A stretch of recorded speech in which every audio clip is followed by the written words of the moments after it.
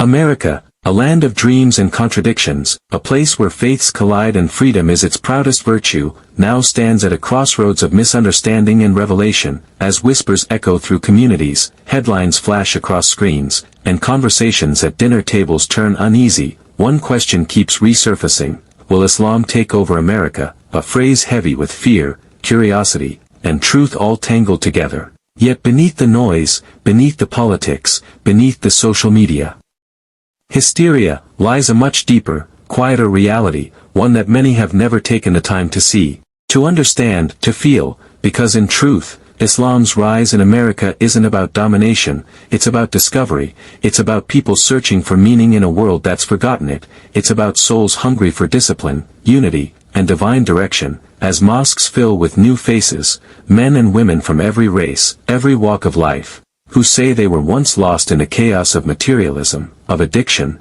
of despair, and somehow, they found peace in a faith that the media taught them to fear, a faith that greeted them not with hate, but with a whisper of clarity, a sense of purpose, a rhythm of life that made sense in a broken world. And yet, the question still lingers: why are so many turning to Islam? What do the numbers really say? What is the truth behind this so-called takeover? Because the data paints a very different story, a story not of invasion, but of inspiration. From 2010 to now, studies show that Islam is the fastest growing faith in the United States, fueled not by immigration alone, but by conversion, by the hearts of Americans themselves choosing this path, quietly, privately, sometimes at great personal cost, and yet finding in it a serenity they never knew existed. But here's the reality: America isn't being taken over by Islam, it's being transformed by understanding, by dialogue, by unity, because Islam's growth doesn't threaten democracy,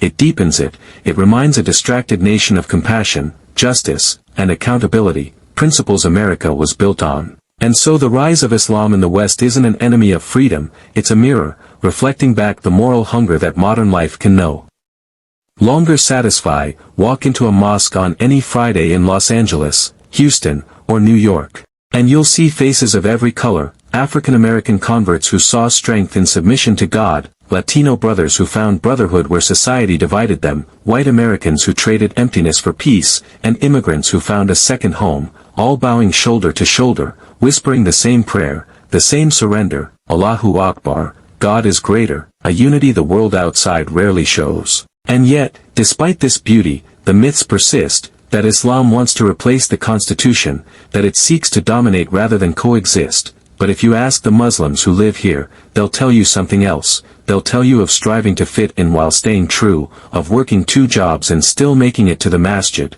of raising children who pledge allegiance to the flag and still pray 5 times a day, of trying to explain to their coworkers why fasting in Ramadan isn't suffering, it's purification. They'll tell you of how every act of misunderstanding cuts deep. But every act of kindness reminds them, America still has room for faith, because Islam doesn't erase identity, it enhances it. It teaches love of country, respect for others, and service to humanity. And every day, more Americans are realizing that Islam isn't foreign, it's familiar, it's built on the same moral foundations their grandparents once lived by: prayer, honesty, discipline, family, charity. Only now, in a time of confusion, Islam has become the compass they were missing. So will Islam take over America? No, it will awaken it. It will remind it that moral strength is greater than military strength, that faith is the foundation of freedom, that peace begins with understanding, not with fear. And maybe that's what this rise truly means: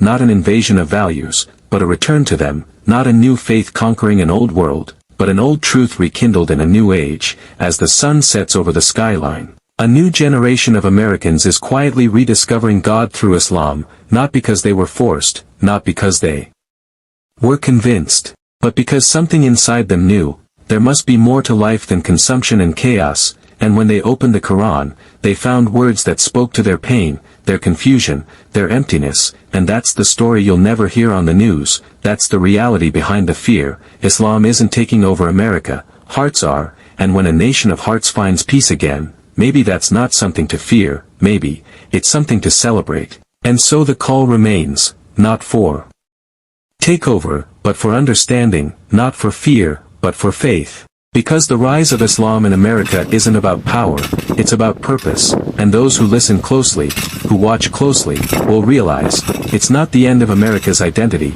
it's the beginning of its rediscovery.